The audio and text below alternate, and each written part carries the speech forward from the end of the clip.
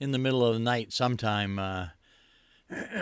Not real early because, like I say, it was 40 in the 40s. I think it was 46 or 47, something like that this morning.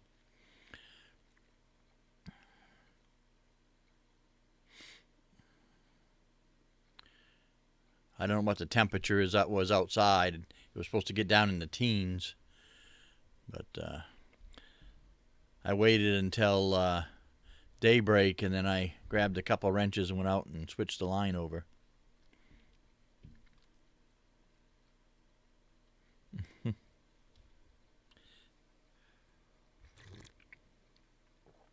Oh.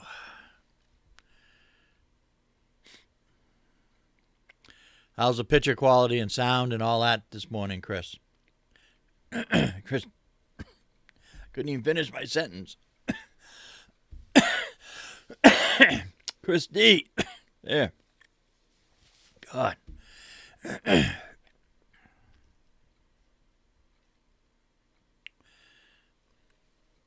The lungs aren't working as well this morning as they sometimes are.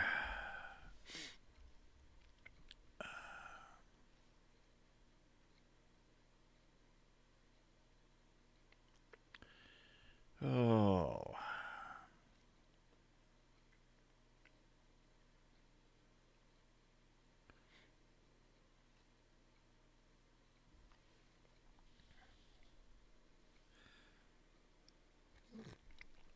So you're on your phone?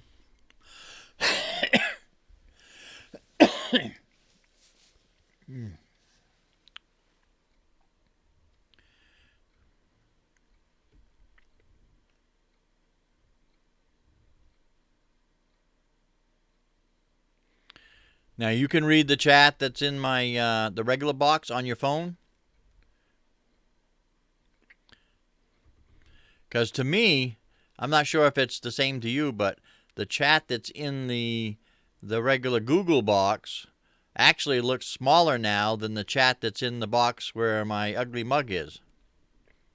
Is it the same on your screen?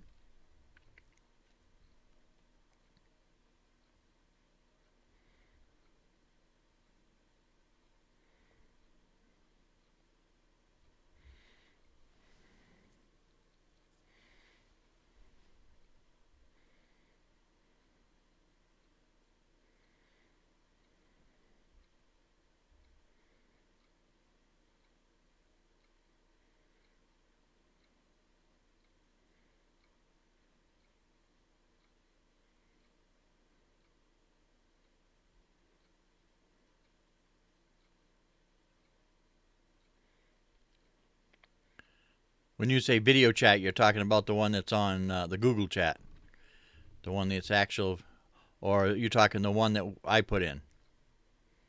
Looks bolder.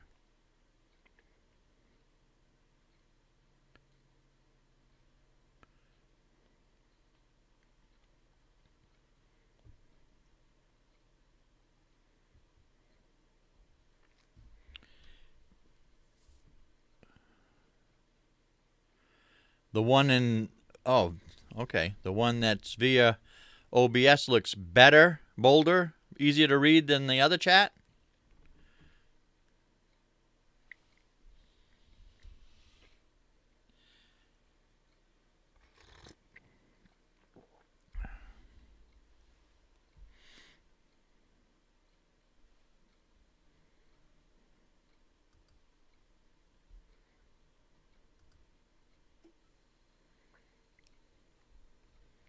Okay. So which one do you read? Do you read the one in Google or do you read the one that's on the thing? On my, I don't know what you want to call that, on the OBS. I'll call it the OBS screen. Google screen, OBS screen. That's a good term to follow. How's that?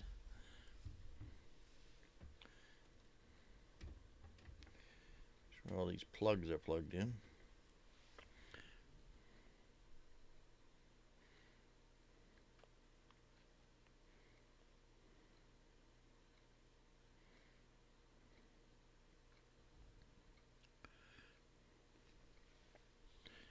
Things are running a little bit slow this morning.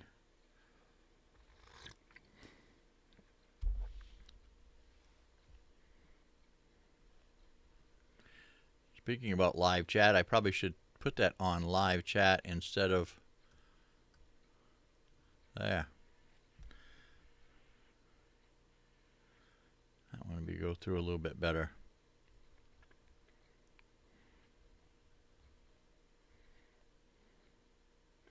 You're confusing me when now you're naming it live chat. Are you saying live chat is the OBS chat or the Google chat?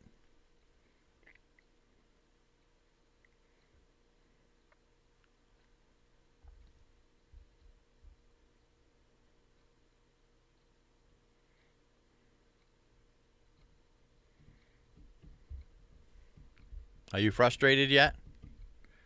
Pick your phone up off the floor. I knew you just threw it.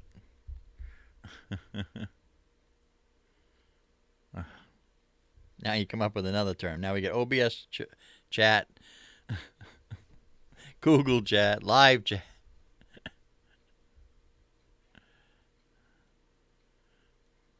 Thank you. OBS chat. We're going to call the screen that I put on OBS chat. The other one we'll call Google chat. There. That way we can make the distinctions.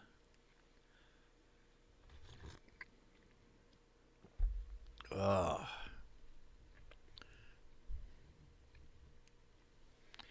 Yeah.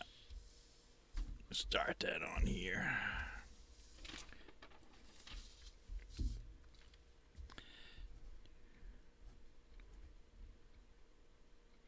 Well, the page is Google. The live stream chat is actually going through Google. I mean, that's technically Google is what I was getting at. We'll call the Google chat live chat, and the chat that I put on the screen is OBS chat. How's that? Is that better? Thank you. We'll do it your way. You're right. That's not, I don't say that very often. You're right. Oh. What do we got here? 223.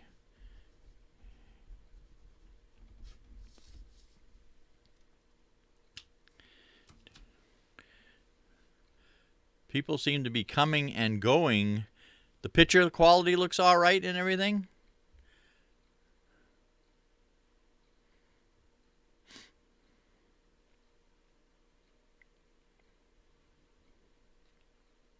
Don't be scared there. Don't be bashful. Come on in, have a cup of coffee. Good morning to you. All righty.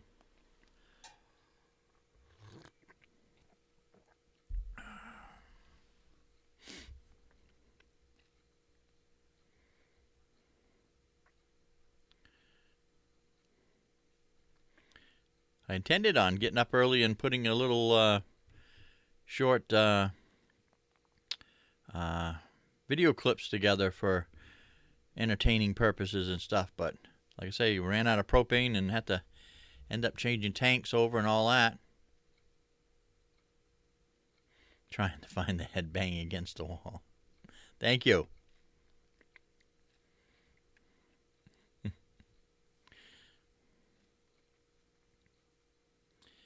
Oh.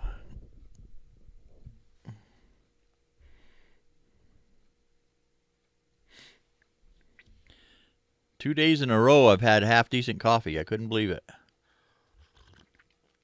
I don't usually make very good coffee 2 days in a row.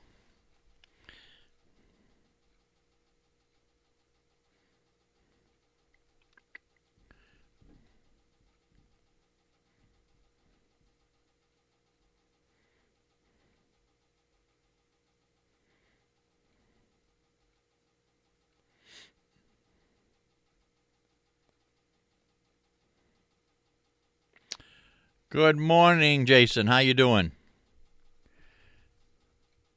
Everybody seems to get me off a slow start today.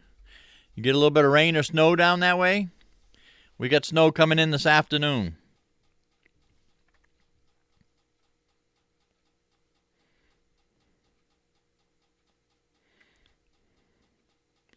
I've been sitting here frustrating Christy.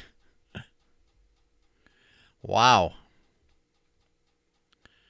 Get the boat ready. Life jackets, the whole bit.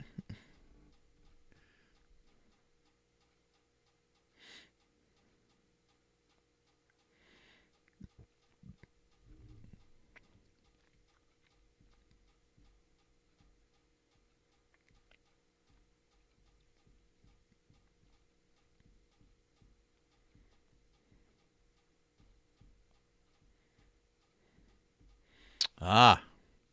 Good morning, Steve.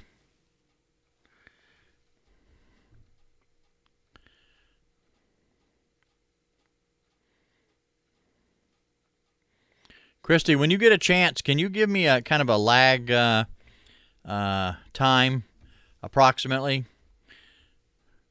Define it just a little bit.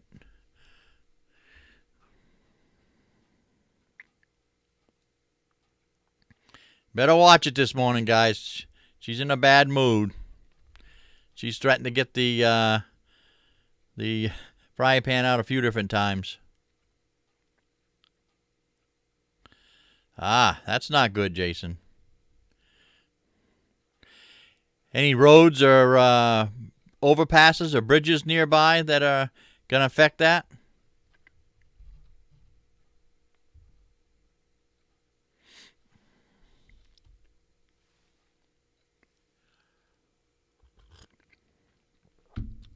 Pardon me just a minute, guys. I got to shut a door over here.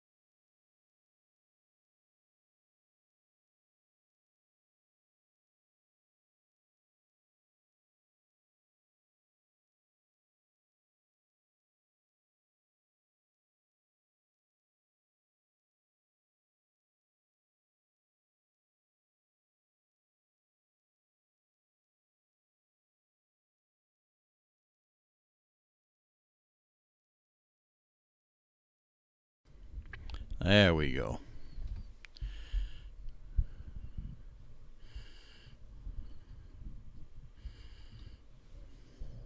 Get this set back up.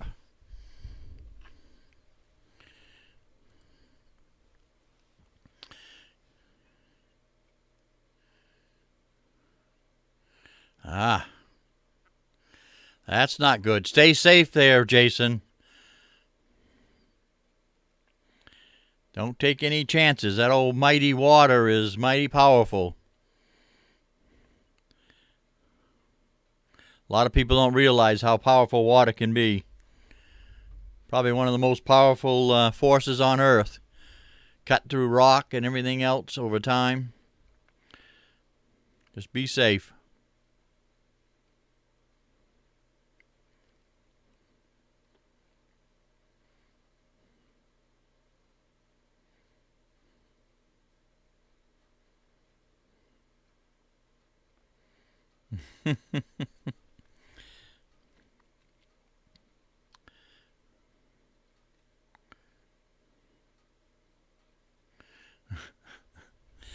I don't blame you a bit, Steve.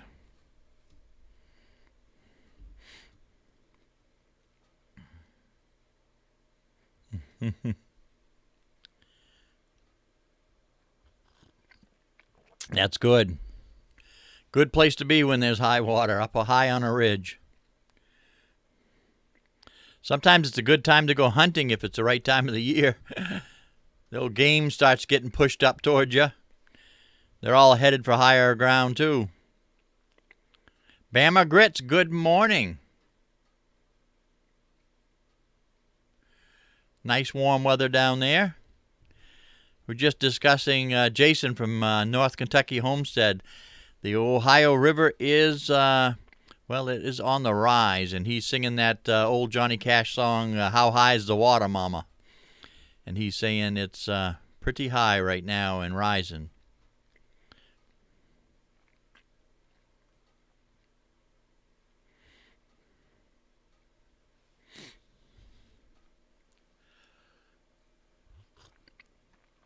I'm just sitting back enjoying a cup of coffee.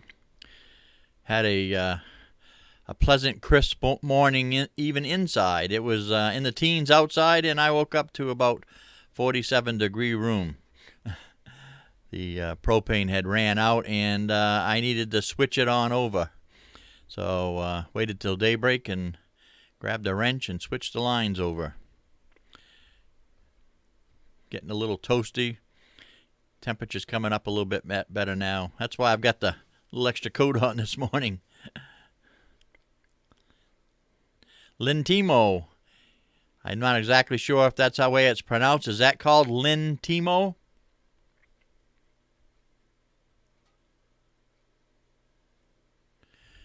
Well, you're welcome anytime. I hope you enjoy it. It's just a little bit of chit-chatting this morning. Oh, we'll probably dive into everything from coffee, tea, and different things to eat, and maybe get a little building done in there, and talk about how high the water's rising.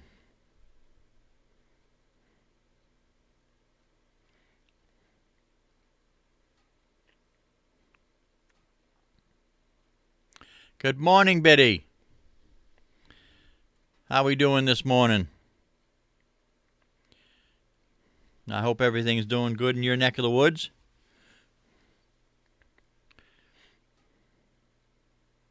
Southern grits. I'm not saying I don't like grits. I'm not a big fan of them. It's got a lot to do with how they're prepared. I like cheesy grits. I'm not a big fan of grits in the morning, but I do like a good pile of cheesy grits. Throw a little bit of onion and veggies in there.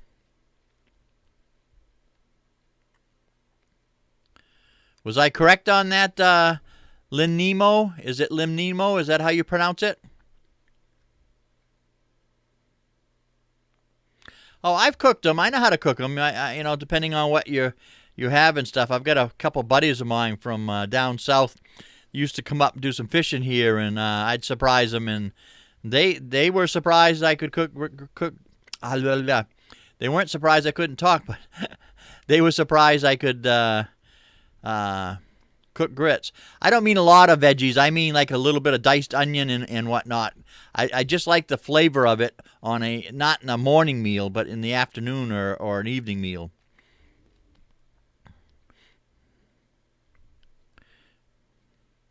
Yeah, that's what I was saying. Cheesy grits. I like a nice strong cheddar cheese in that. Actually, my favorite way, if you really want to know, my favorite way for grits is sort of like polenta. I like to cook the grits, throw them in a loaf pan, let them set up overnight, take them out of the loaf pan and cut slices about half-inch thick. Dip them in, dredge them in some flour, a little bit of seasoned egg mixture, back in the flour, and in some nice hot bacon grease. Brown them up on each side. Grits get a little bit soft and creamy on the inside, and you get that nice crunchy texture on the outside. That's my favorite way of grits.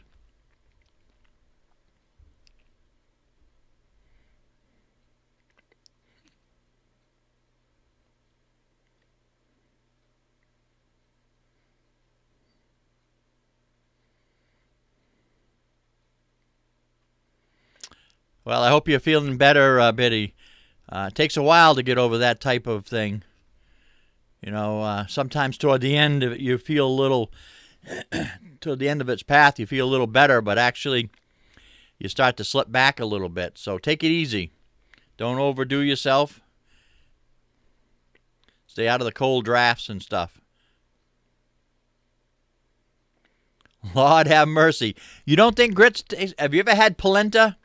It's kind of on the same idea as grits, only it's not the white hominy ground in the grits and stuff. It's more of the yellow cornmeal type. But You're going to have to try that if you've never had that.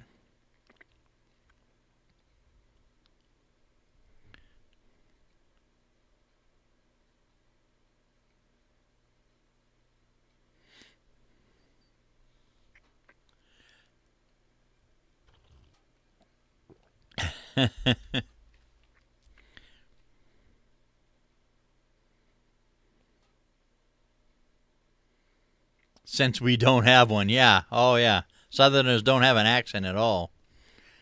Not at all. If anybody would believe that, I have some oceanfront property right in the middle of Kansas City, and it's going for a good price. So, well,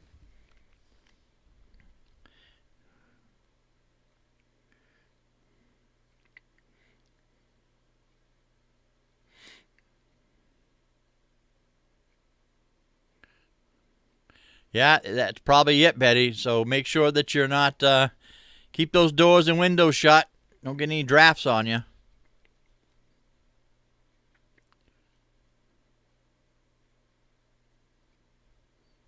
Ah, very good, Lynn. Yeah, right. I listen to that voice every day, Christy, and yeah, no accent. Yeah, okay. You know, the thing that I enjoy is not so much the accents of Southerners. It's your phrases. It's your various different phrases. Everybody in different parts of the country and the world have all these different phrases and stuff. These little few words you put together, like fixin' to. You don't hear people up around here say fixing to. I'm fixing to go downtown. You know. Uh,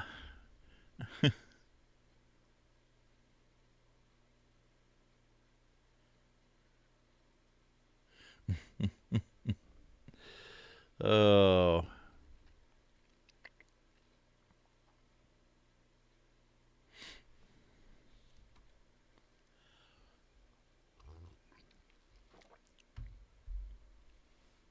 Yeah, you're fixing to do that. Exactly. Oh.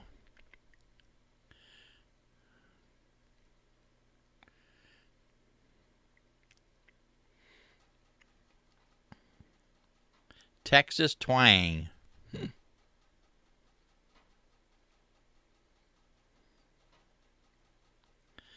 Wicked still. Yeah, we use the term wicked a lot, and ayot, and we do have a tendency to drop a few r's off in words and add a few where they don't belong.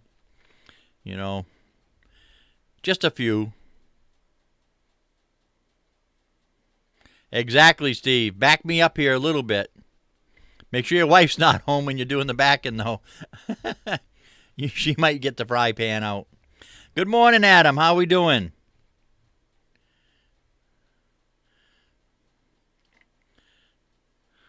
Everybody, this is Adam Craig Outdoors. Have a big hello to him. He's got some awesome videos. If you like that outdoor stuff like I like, you know, check his channel out. I guarantee you, if you like that kind of thing, you'll enjoy it. He does a great job. Yeah, butter. We're discussing let's see, the language of the South. Let's put it that way. Short phrases and whatnot.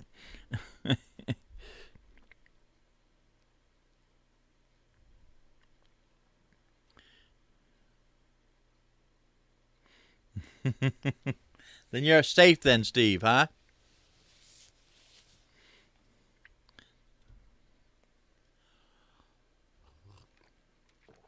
Yeah, we have shopping carts up here, not buggies. A buggy is something you put a baby in. Baby buggy?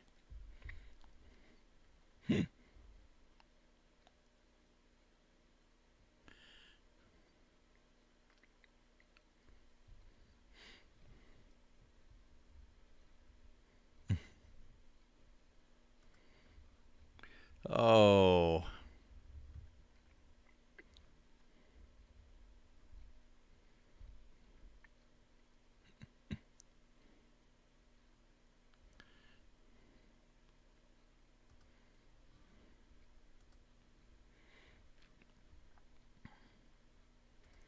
Get lost on here.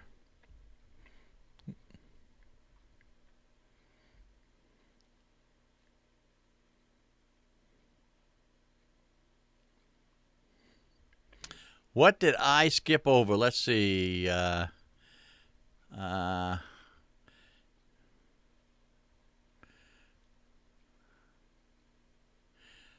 see. Tell me what the thing is. It's going shopping with a grocery store.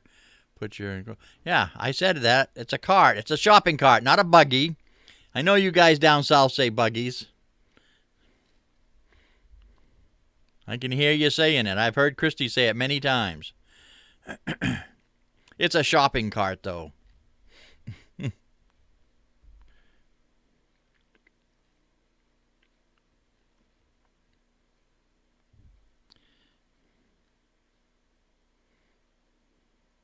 There you go. Horse draws a buggy. Well, actually, horses don't draw buggies. They don't draw very well. They haven't got any thumbs to hold a pencil, but they do pull a buggy pretty good. Just kidding with you, Biddy. Yeah, you put your in a sack. Yeah. We have a bag up here. Actually, what we call a stroller is really a baby carriage. We have two things, a stroller and a carriage. A stroller is more of an open little small type thing you'd put a child in. Usually that's something that's a little bit an older child, an older infant, I should say. And then once when they're smaller, they go in a baby carriage. I agree with you, Steve.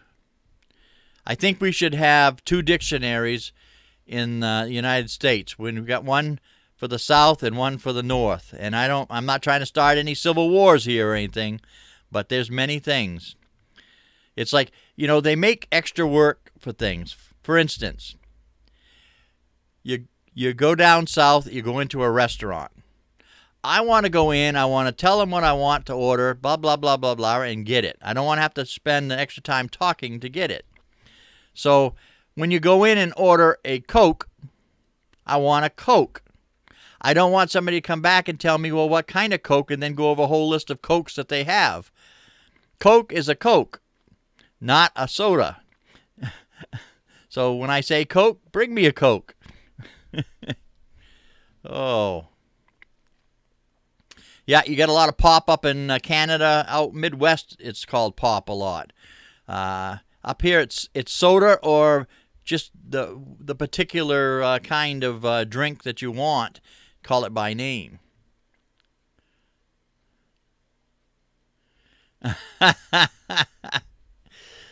Oh, I'm not gonna hit that. I was gonna say something about the parallel parking with a buggy and driver's license, and I don't mean this in any disrespect, Bama, because I have no idea how old you are. But I was thinking of, at the time when you said parallel park a buggy, a pair of horses in the front of that buggy backing it up and trying to parallel park a pair of horses and a buggy in a parking spot. Pardon me if I offended you in any way about aging.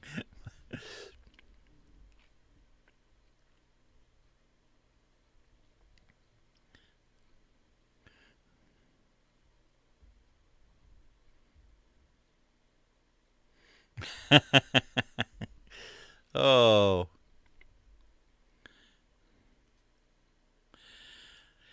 Oh. If I'm not careful, I'm going to have a whole, Southern revolt against one Yankee.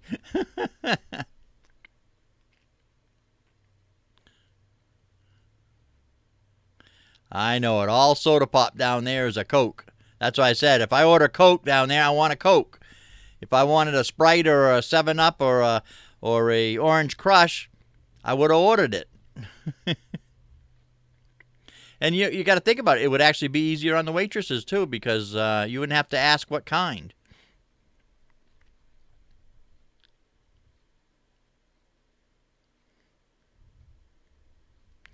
You and me both, Bama. Like I don't know if you missed it or not, but a couple days ago it was my birthday. I turned the big 6-0, and I'm surprised I made it that far.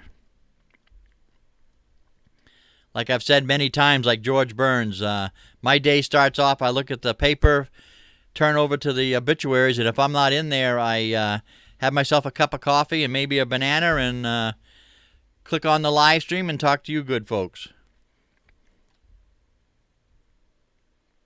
Thank you very much.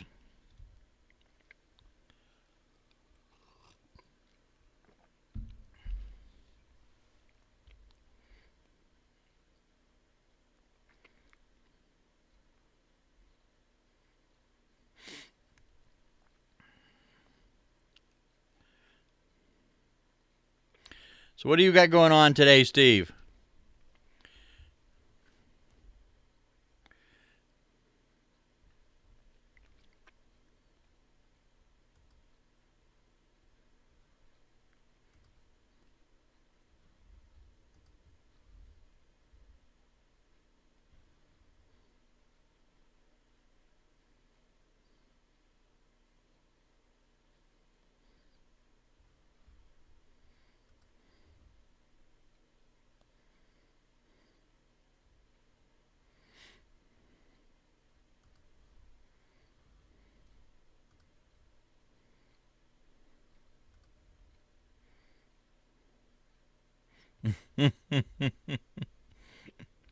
I'm getting pretty good at ducking at that skillet, though. I'll tell you. You know, the real estate on the top of my head is, well, let's put it this way. There's not many flat areas left, and I'd like to keep what I have.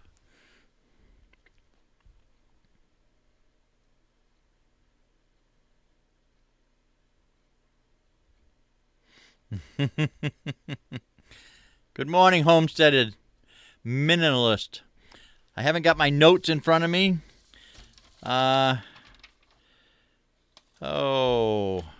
Give me your first name. I can't remember. I haven't got my notes. Well, I have some here, but wait a minute. No, that's not it. Yeah.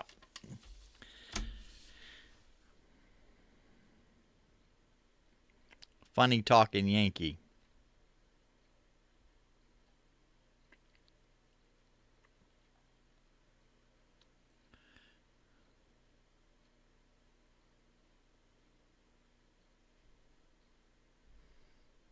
Teresa. I'll probably write it down for the third time here, and I won't either be able to read my writing or I won't be able to find it. Homesteading minimalist Teresa. Well, welcome to the channel. They're picking on me this morning. They're picking on me and Steve. We seem to be the only Northerners here, even though Steve does live in Texas and he married a Texan. We're getting picked on this morning.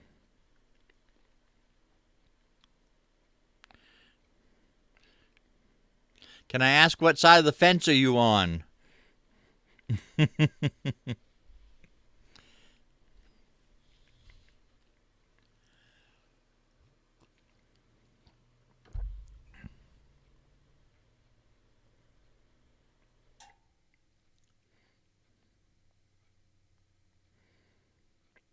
Well, you all talk funny.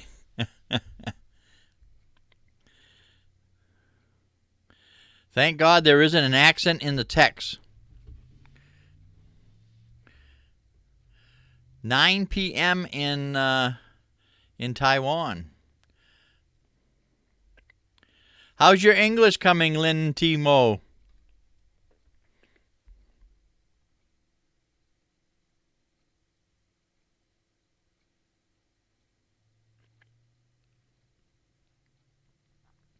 North Carolina.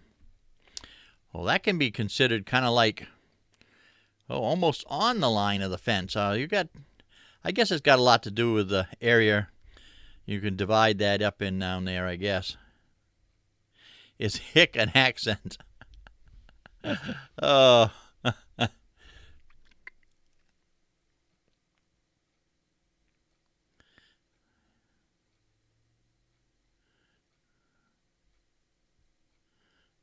Pot of cornbread. Oh. Now, this is probably going to be a dumb question for you, Bama. It's probably going to be a dumb one. I love cornbread, and I make it many different ways. There's all kinds of making cornbread depending on what you're going to eat it with and the texture of foods and various different things. If I want to do a little sopping up, hey, there's a southern turd, sopping up. You know, what do you do when you sop something? Well, you mop it up like a mop, gravy, juices, and stuff. But I like a little bit of a crunchy, a little bit drier cornbread. But most cornbreads down south, I would dare say, it's almost like the word tea and sweet goes together. So you got a sweet cornbread. I do like the really moist style cornbread that's nice and sweet. Yep, sop syrup with your biscuits, yeah. Or sop up some gravy with your biscuits, or... Oh.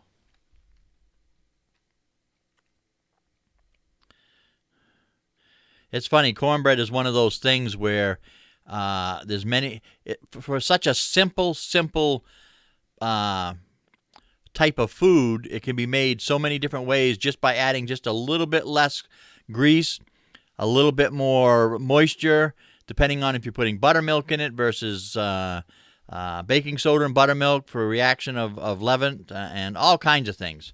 Sugar.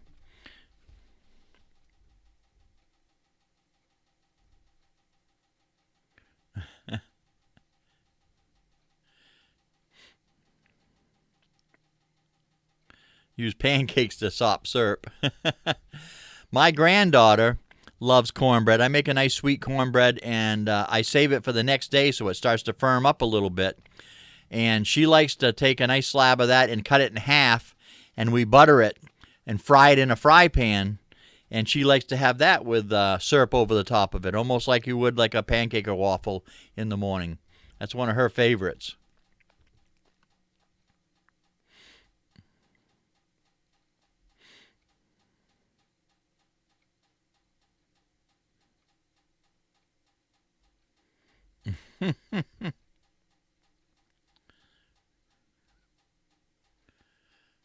Walnut Cove.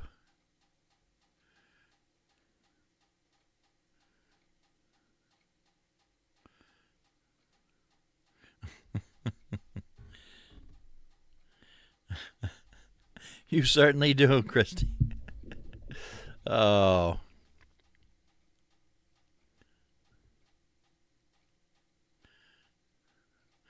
I'm not much on buttermilk.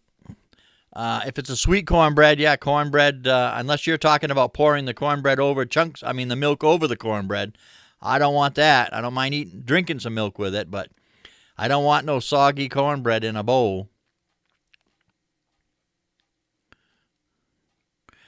Yeah, I've been outnumbered all my life. Not only by Southerners now, but when I was growing up, I had 5 sisters, okay?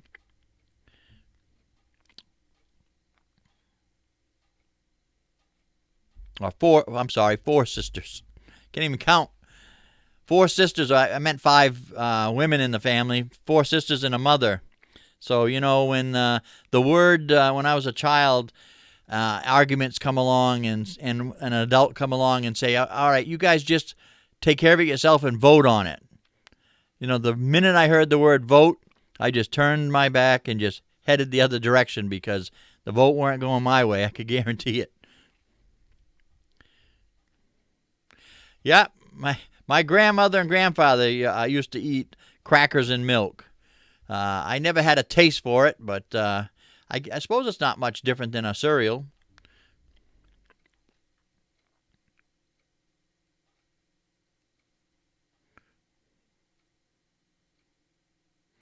Ugh. You put cornbread in a glass and pour milk over it. And then you eat it with a spoon, I take it. It's kind of hard to drink that, unless you're putting it in a blender, I guess. Ah. Never heard of that one. That's a new one on me.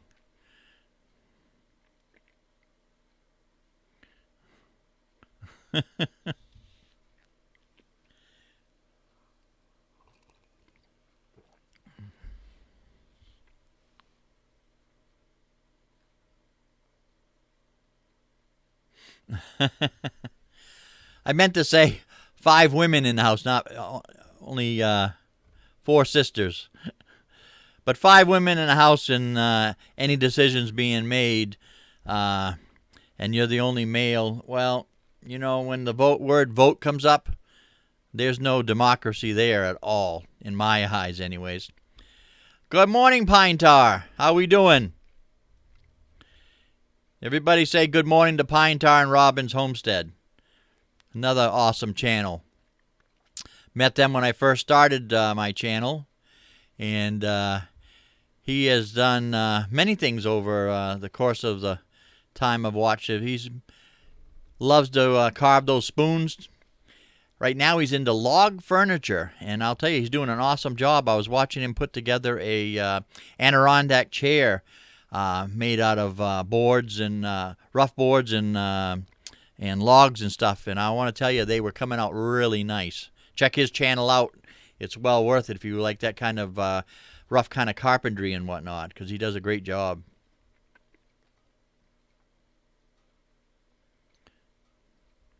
You're very welcome, Pine Tar. Like I said, no need for thanks.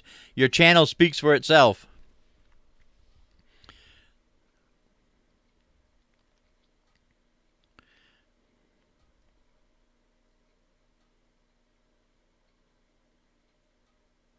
Sounds a little southern. I do believe Pine Tar, I'm trying to remember, I think he is upstate New York, if I remember right, somewhere around there. I don't think he's a southerner. So we need the help in here this morning, Pine Tar, because they're ganging up on me and Steve. We're the only northerners, and we have a bunch of southerners in here. And what makes it worse, there's southern women, and you know how the frying pans start flying and whatnot. So need a little help here.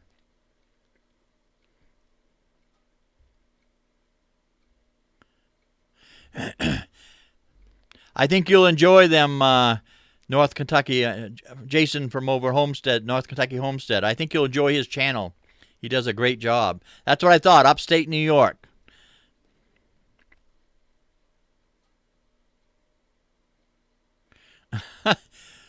Lin Timo from Taiwan is trying to learn a little bit of language and using some software to help him out.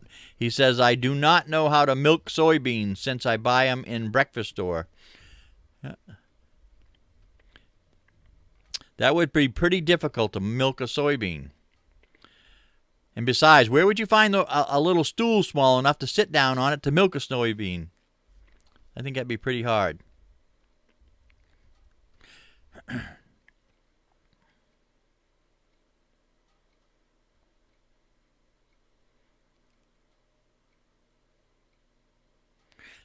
Yeah, exactly.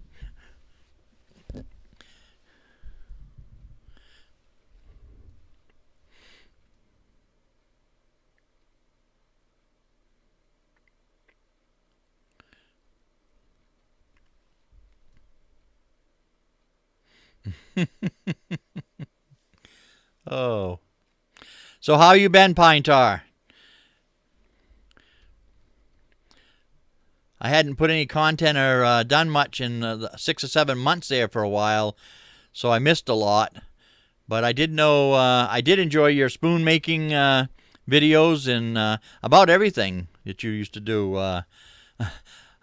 I always, when I see you, I always think back to one video that I enjoyed. I laughed my head off when you was doing it. You did that little spoof video with the growing, I believe it was beets I think it was radishes. Growing radishes in the middle of the winter. It was like February, just about this time of year, I think it was. And you went out and planted radishes in the snow. And a video later, you ended up having them, harvesting them and stuff. It cracked me up.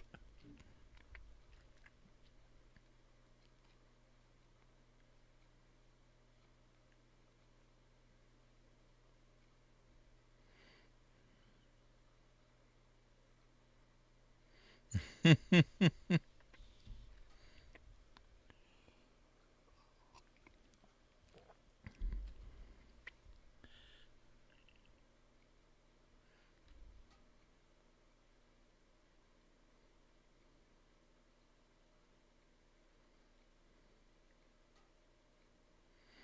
it's been a cold winter up here. We started off with quite a bit of snowstorms and stuff, and then we started. We had about a 6 week period there. I don't think it got out of the single numbers. It was really rough. But then we ended up with a lot of ice lately. I ended up with about 6 or 7, 8 inches of ice out in the dooryard and or driveway. That's a problem with these Southerners too. They don't know what a dooryard is. You know, the dooryard to me, being up here in Maine, is the driveway. There you come in, you drive your car in. I did say car, not car. You drive your car and park it in the dooryard. That's where you park cars, in the dooryard. So have your fun and laugh at that now. But a lot of ice. Storm after storm, a lot of ice, and then we get 2 or 3 inches of snow in between that, and then more freezing rain and ice, and that's the way the last half of the winter has been going.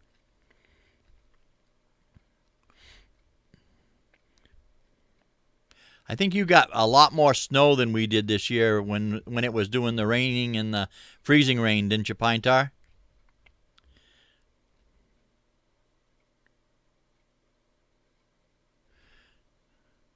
You park your car in the driveway. That's where you park it. I park my car in the I park the car in the yard. That's where you drive the car into.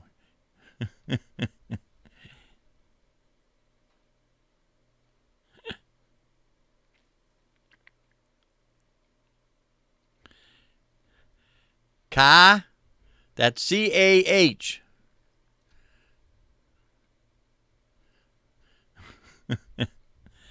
Oh, they're making fun of it. Alina, good morning. How you doing this morning?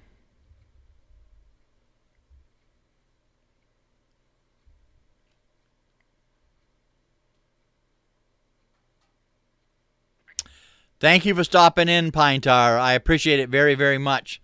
Love the support.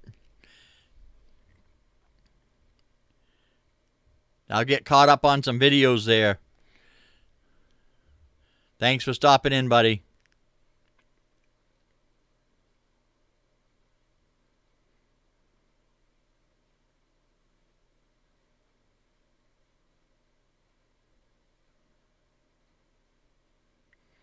You park your car in the driveway, put on your sneakers, and run across the court.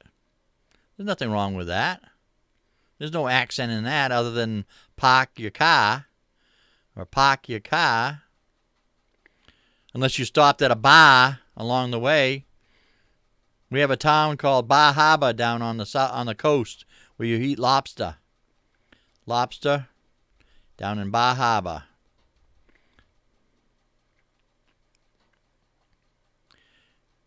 Yeah, it started out a little foggy here too, Elena. I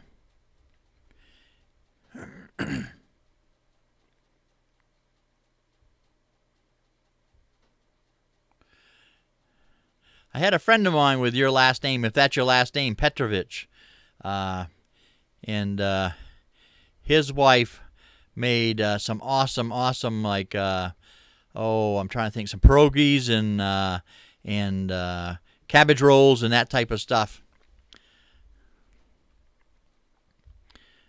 If I'm reading the last name right.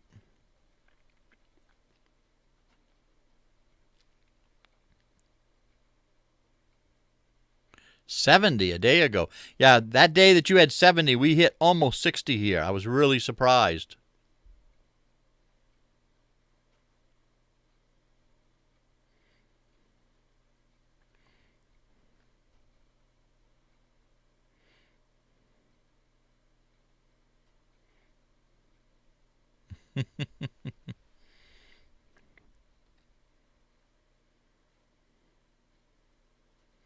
You drive safe, Christy. Keep an eye on the rear mirror. That way you can count how many accidents you caused on the way and didn't get into. She's really a great driver. She drives me bananas Oh, I'm sorry. She's going to get the old fry pan out. Drive safe, hon. I'll talk to you after I get off the live stream.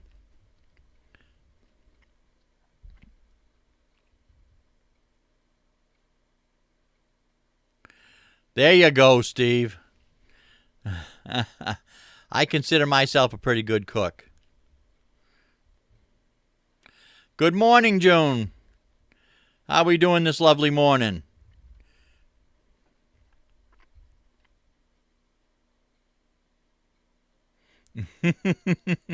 Unless you're courting, that makes you dating.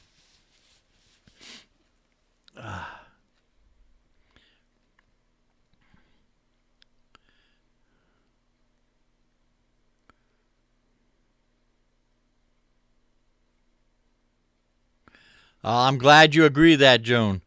Yeah, she's passing. Oh, God. Christy's passing out frying pans to everybody to keep me in line. Take your frying pans with you. I've got enough lumps on the head.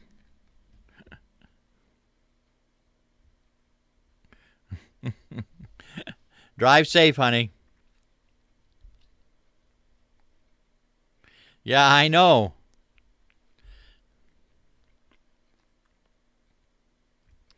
I'm in the middle of inventing myself a little invention here for frying pans, and it's going to be a magnetic device that you wear that catches the fry pans other places than the head.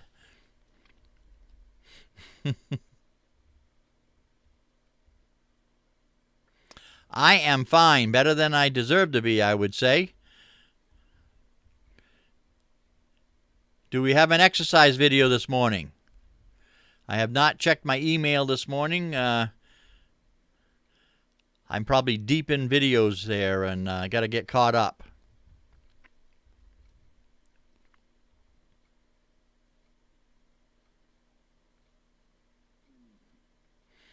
$30 years to push the button that says popcorn. It's funny you should say that because my microwave, when you push the button for popcorn, it doesn't work. I mean, it works, but it's usually actually not enough time. So I usually time it myself and stay by.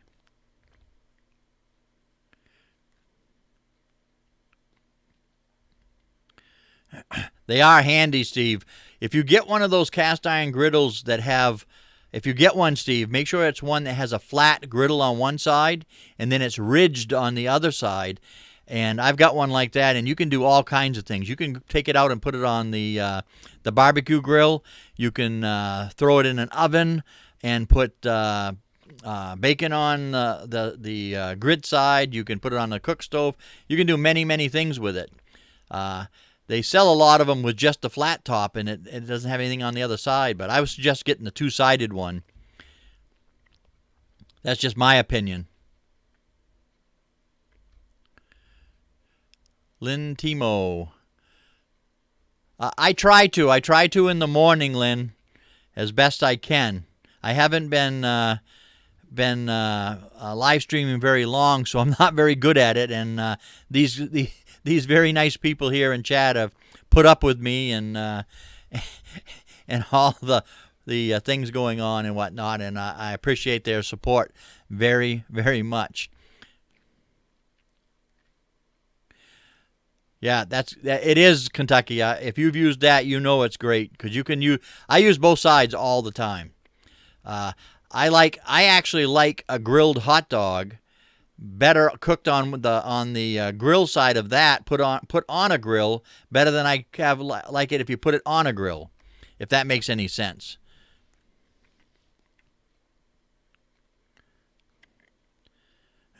Well, I don't know how well I'm doing, but I try to keep everybody going.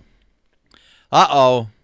Everybody stop talking. Biddy Boo Brown has got a question. Go for it, Biddy. You have my undivided attention.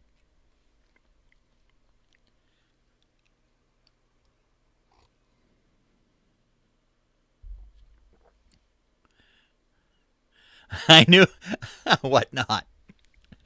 That is a word that I say a lot, and I have been told that by many people. And you're probably going to hear it a few more times. Don't you know?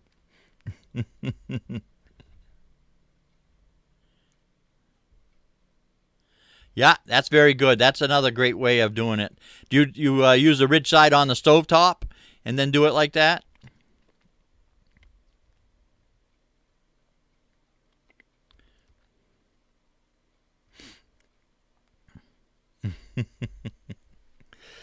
Oh,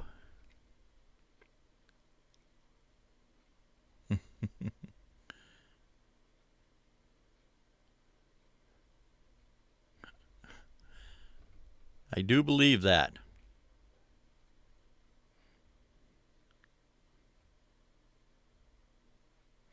Here you go, Steve. Oh, my favorite way, North Kentucky Homestead, Jason over there. My favorite way of cooking a steak is I have a square a cast iron frying pan. I think it's a Lodge if I remember right. It might be a Wagner, but it's a square one. And I have took me many years to find a cover for that because I wasn't gonna put out any money to buy the cover that actually went with it, which cost almost as much as the fry pan.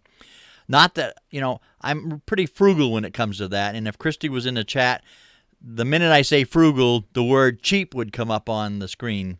So I call it frugal, and she's not here, so she can't say cheap. But I found a glass cover for it, and I use many things with that. But when you're saying steaks and oven, it brings me back to the thought of my favorite way of cooking a steak is I get that particular pan out, a little bit of butter, and I brown up a steak that's been well seasoned in salt and pepper, a little bit of garlic in it. Yeah, here it comes. See, cheap. Even driving, she's saying cheap. And you sear the heck out of it on each side while your oven is at 350, nice and hot. And the minute it hits 350, but by the time that you turn your oven on and it hits 350, you should be done searing your steak. That's about how I time it. And once it's browned on each side, I throw that whole thing right in the oven. And now we're talking a thick steak. We're not talking like a little minute steak that you're going to be cooking on the stove. We're talking like a thick porterhouse or a nice chuck filet or something. And you brown it up, finish it. Medium rare is going to take you about 20 minutes in the oven. If you want it a little bit cooked a little bit further, maybe a little longer. But it's a great way to cook steaks, and it's a great way if you're one that burns a lot or cooks something a little too much on the stove, especially meats. My mother was like that. My grandmother was a beautiful cook. My mother, I don't like to say anything bad about my mother, but she could not cook. But anyways, you throw that in the oven, take it out. It's very important to take it out of the pan and put it on a cutting board or another plate to rest. Maybe a little bit of light tinfoil over the top of it, and just let it rest 10 or 15 minutes, so those juices kind of contract back into the meat. But don't take it out. I told that exact same thing to a buddy of mine, and he said that come out awful dry. Well, he just took the pan out along with the steak in it, left it on his stove so that pan continue to cook it. Of course, cast iron's got so much hot in it, and heat in it, and that's exactly what happened. It dried it right out completely. But I hear you, June.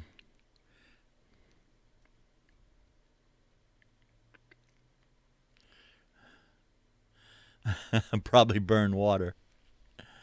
Oh.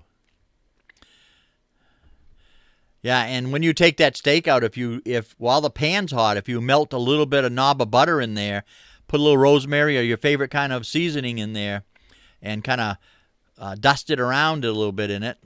Take a long piece of rosemary stem and kind of use it as a paintbrush. Get it in that nice warm butter.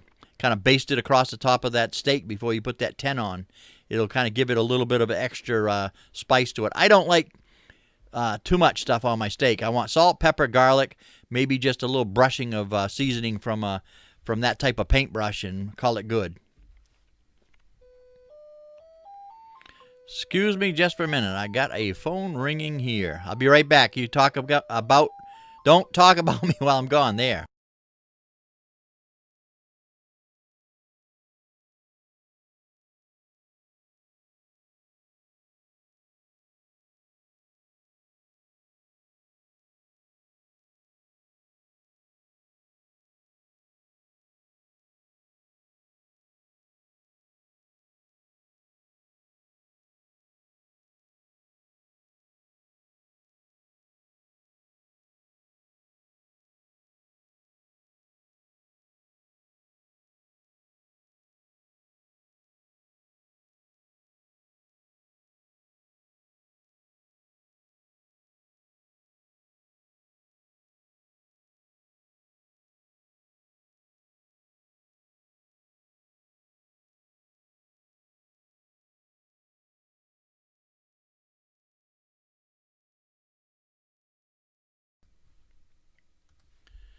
There we go. I'm back. One of these days, I got to remember to mute that phone before I start a live stream. It's funny you should say that, Steve, about the heat control, because, like I say, I hate to talk bad about my mother, but there was, I think the only thing she saw was on and off. There was nothing in between, if you get what I'm saying.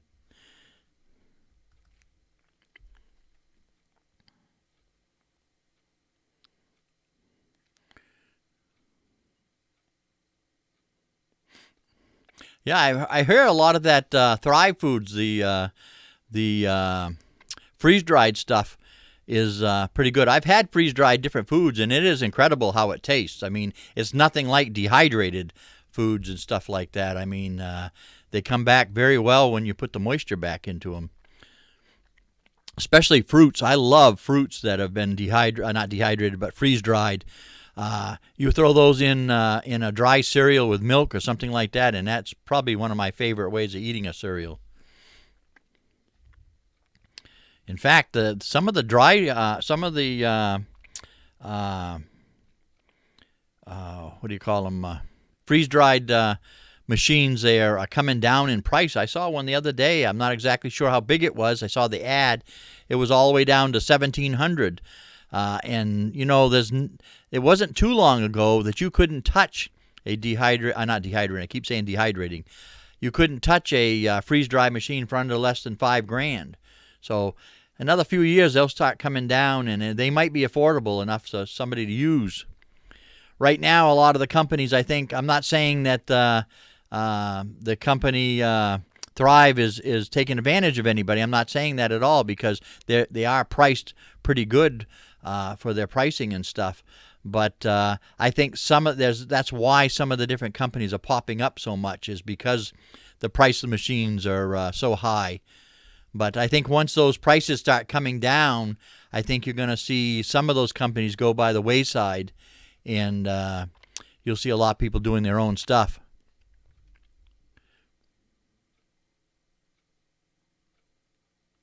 Yeah, I agree with you, Bama. When you get any type of thing that's in a can package, or any way you want to package it or preserve it, the one word you want to see in there is what it is. You don't want to see a lot of salts. You don't want to see a lot of fillers or anything else. I agree with you wholeheartedly.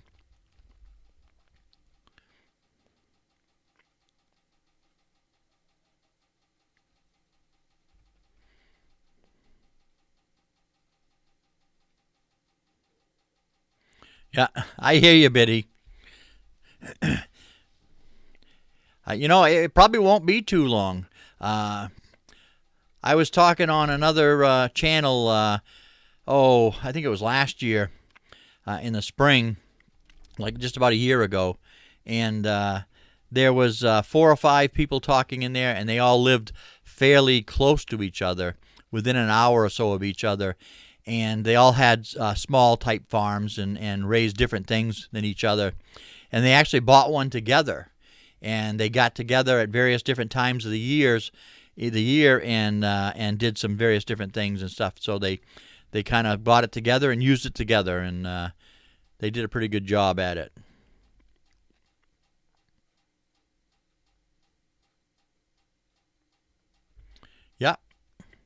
Yeah. So many people get confused with how things are going to run and this and that. When it comes to canning, the two things you can use the two most important things when you open up a can of anything you've canned is sight and smell. Look at it. If it looks good, smell it. Generally, if it smells and looks good, it's going to taste good. I'm not saying that you're going to be safe with it, but I'm just saying is use your nose, use your eyes, use your senses and stuff. Take a look at that stuff. So many people throw canned goods out, and I don't mean canned goods in jars. I mean canned goods. And most of the companies now are not putting out on the dates. They're not putting the date on that it's not good by. They're putting on best used by, and that's the correct term you should use on most things, is best used by. This way here, it gets out of that date. Yeah, it might not taste exactly the same as it was 2 years ago, but it's still edible, and somebody can take advantage of it.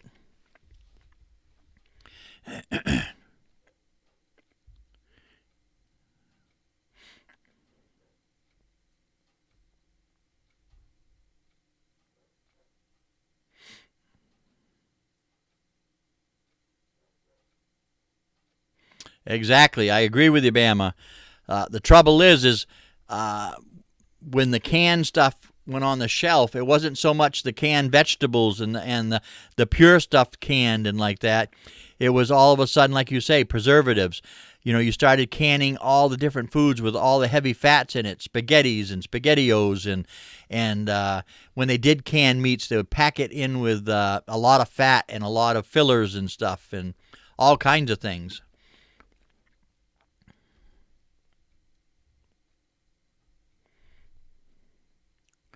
There's a good way of canning, and then there's the of eating canned products, I should say. Too many people don't look at the list of ingredients on a canned product, and it should be as short as possible. That's the thing I look for. When I look for a particular soup or something like that, that if I have to, if I'm not making my own and I want a soup, I want that list of ingredients to be as short as possible.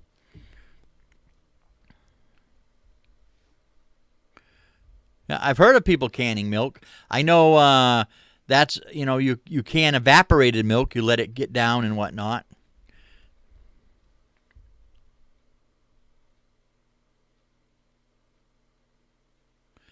Yeah, I've watched Art and Bree.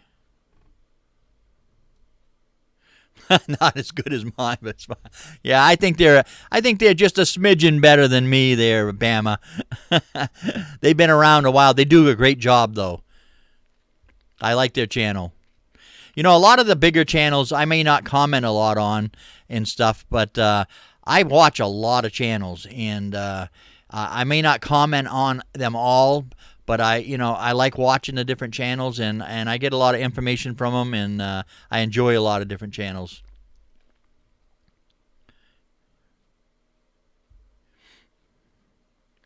Yeah, yeah, I've looked into that, Bama, some of the various different things and stuff. Yeah.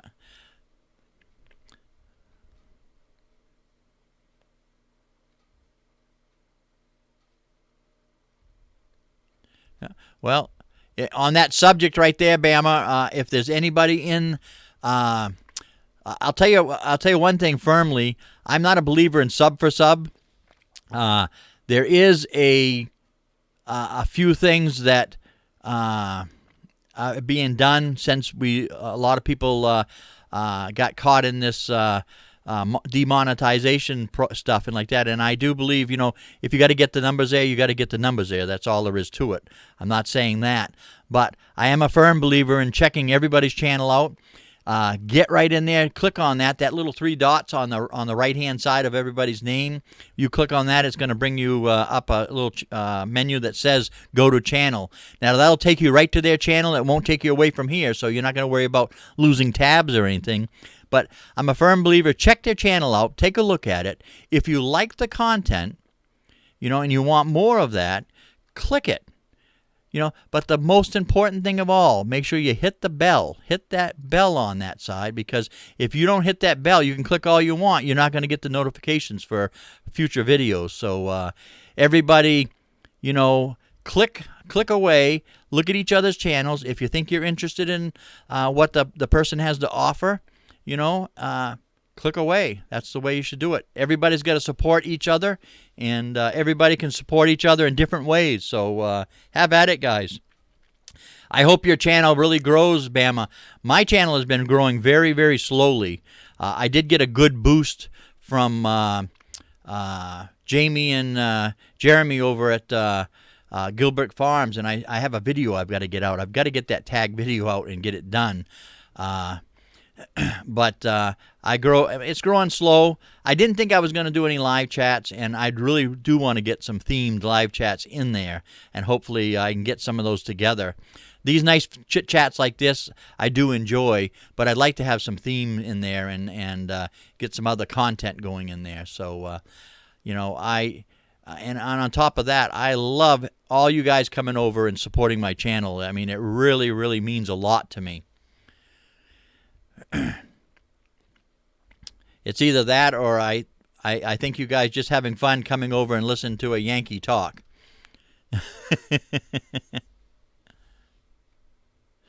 Oh.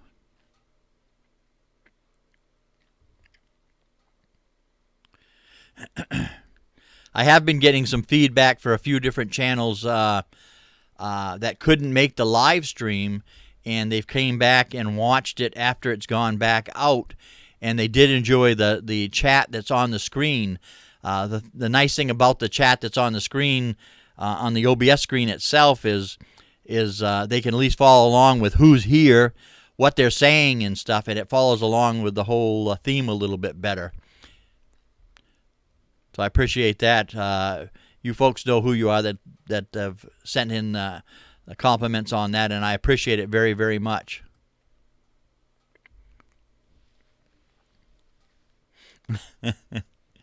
Oh.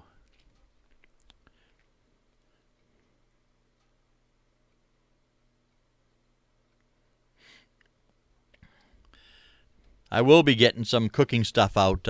I love to cook. I probably love to cook actually more than I do raising the yard birds and the fowl and stuff. But I have always loved to cook all my life. So I'll get some cooking. I got a few things in my channel. You hook back down through the playlist and stuff. I've got I think I did a bread recipe of some soft Italian bread, one of my favorite breads that's got a nice soft crust to it. Because if you're not having bread with soup or some kind of stew or something like that you want to sop up the juices with, I'd rather have a soft crusted bread myself. I've got a few other recipes in there, and I've got some other stuff coming up, so I hope you're going to enjoy that. Yeah, I'm going to dabble in a little bit of live streaming with some recipes and some cooking techniques also. I hope you guys enjoy that.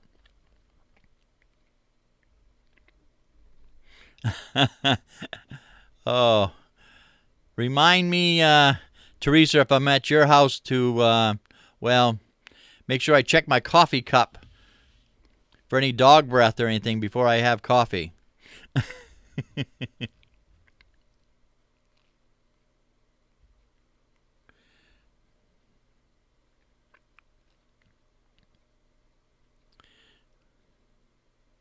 I hope you do start that live stream, Biddy.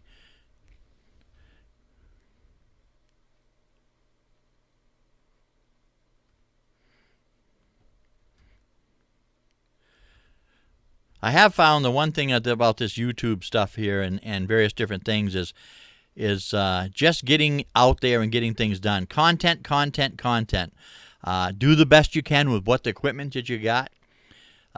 Like I've said many times, I've got this little camera right here is the first camera I started. This camera costs less than $50. It does video and snapshots. The first half of my channel is done right on this video camera right here. So, you know, use what you got. You know, use your iPhones and your smartphones and stuff. You know, I haven't got the best content out there, and I certainly don't have the best editing skills and whatnot in my videos. But I try, and I think people will look at that. They'll look at the depth of what you're trying to put out there and the sincerity of your video.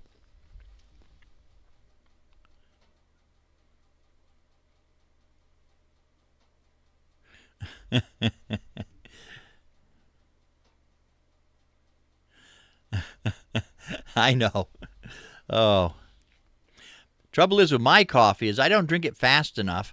Probably because I run my mouth so long, and it gets cold on me. So I'm sitting there drinking. Thank God I can drink any kind of coffee. I mean, the coffee at any kind of temperature. All right, Steve. Thanks for coming in. I appreciate it. As always. You have yourself a good day now.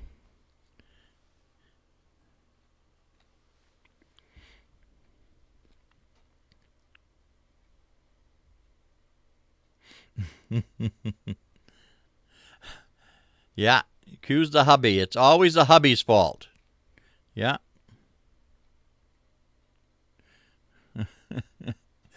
Oh.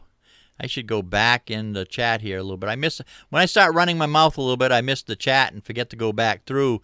If it's something important or you want something you want to get across in my chat, hey, don't be afraid to, cut and paste that thing and put it back in there. Slap me upside the head and say, hey, what about this, Brad? Don't be bashful. I have broad shoulders, so I take criticism very, very well.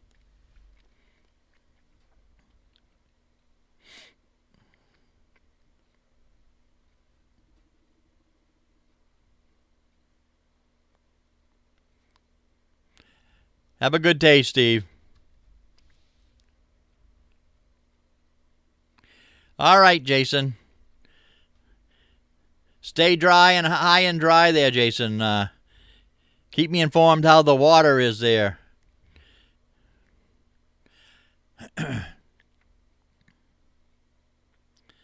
I hope it doesn't get too bad for you.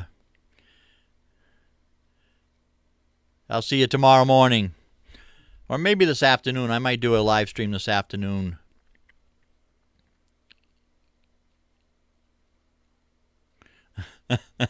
Intimidated. No, you don't look intimidated, but you may be intimidating to me. Oh. Like I said, I enjoy all the criticism, all the little tips and tricks and all that kind of stuff. I'm a firm believer in mulling that stuff over. If it's something that helps your channel out or helps your videos out and stuff.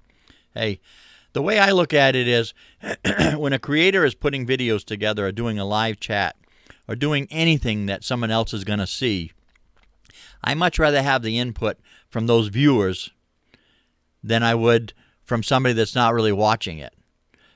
So if you guys want to see something different or see something particular or a particular way to do it, something, I'll take the criticism from the viewers a lot more seriously than I would anybody else, because I want you guys to enjoy the live chat. I want you guys to enjoy the videos and stuff, because if you don't enjoy them, you're not going to watch them.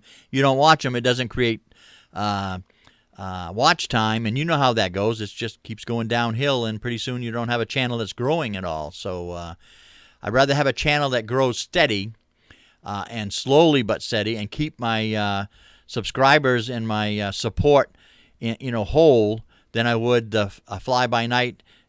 Throw everything on in one shot and put not so decent content out there and have the channel slide downhill slowly. If that makes any sense to you guys.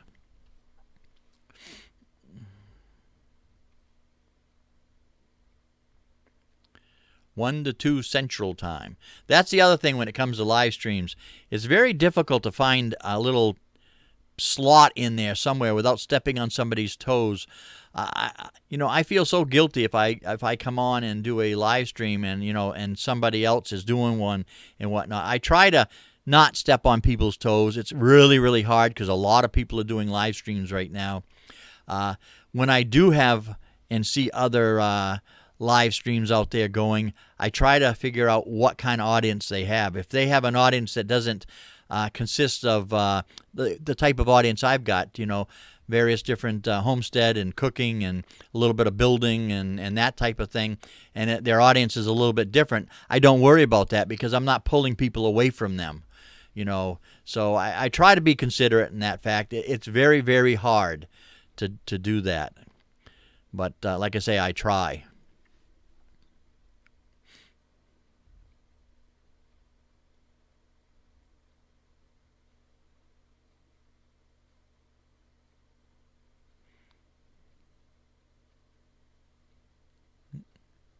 The only one-shot videos I can do are my recent videos. When you say one shot, are you talking about like one shot and no editing and stuff?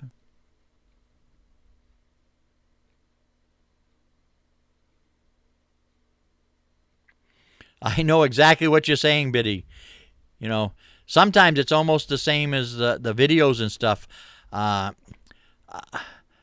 and I'm not going to mention anybody's names or anything like that or anybody's channel because I don't like to badmouth anybody. But there are channels out there. Some I watch, some of them I don't watch. That might do 5, 6 videos a day. It's hard enough for me to watch channels throughout that that are quality channels that do 1 or 2 videos or even 1 or 2 a week versus somebody that does 4 or 5 in the same day. That's a lot of videos.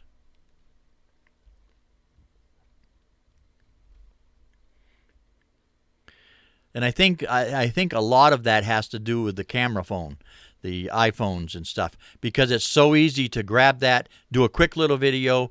They have editing devices on the phones now where you don't even have to put it into your PC. It's edited and it's loaded right up to YouTube right off the bat. So it's very easy to do that. And I'm not taking that away from anybody. If you want to do that, that's fine. And some people do a good job at it. Keep them very short and brief. It's not too bad and stuff. But some people get carried away with it, and I think it hurts their channel in the long run.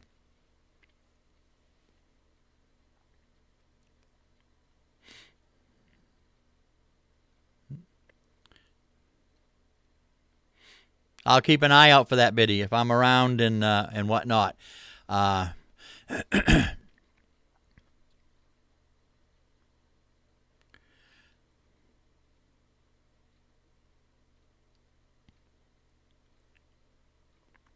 exactly. I hear you, Teresa.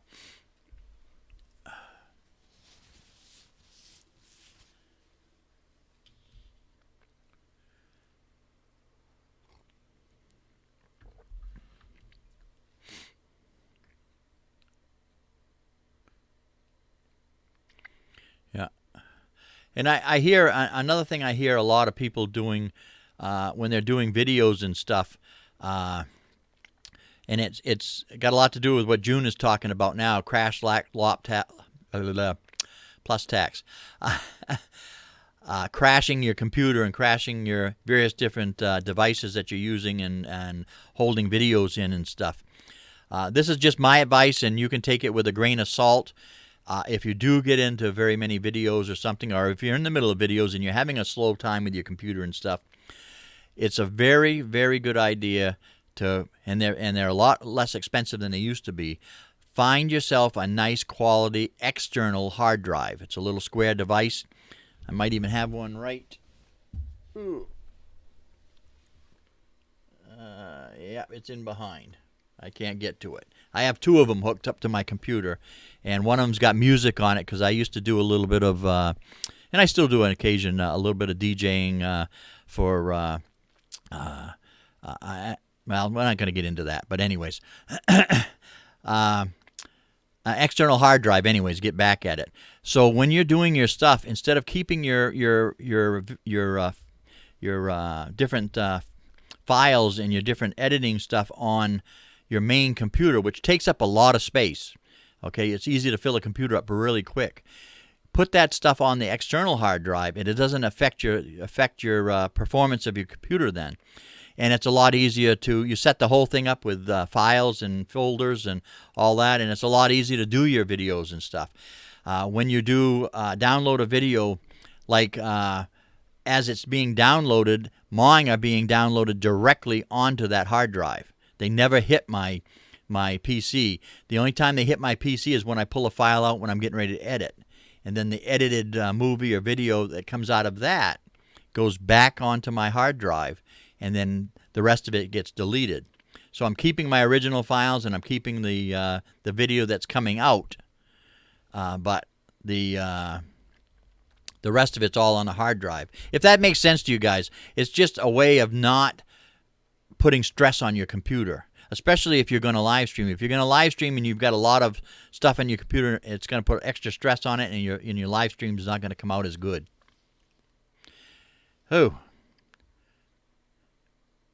get to the point where I'm talking so fast and so much, I get dizzy myself. Let's see what we got here. All right, Bama. I want to thank you very much for coming over. I'll get caught up on your videos, and if I'm around, I will try to see that the brie video with the sauerkraut. There, the sauerkraut. If that's live, they're going to turn it into a video, I hope. And if not, I can't make it live, I'll watch the video. So you have yourself a nice day.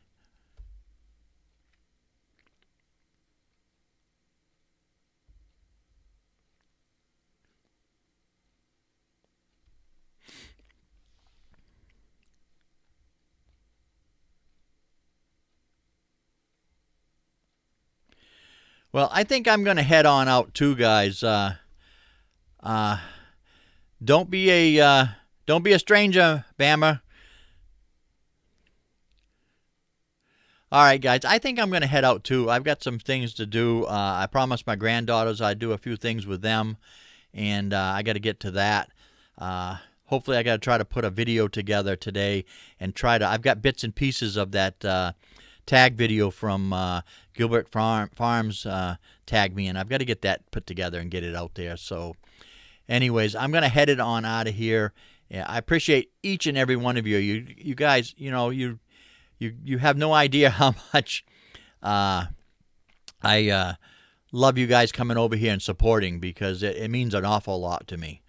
So, anyways, until next time, guys, wherever you are in your neck of the woods, be it morning, noon, or night, I hope you're all having a great one. Take care now, and God bless.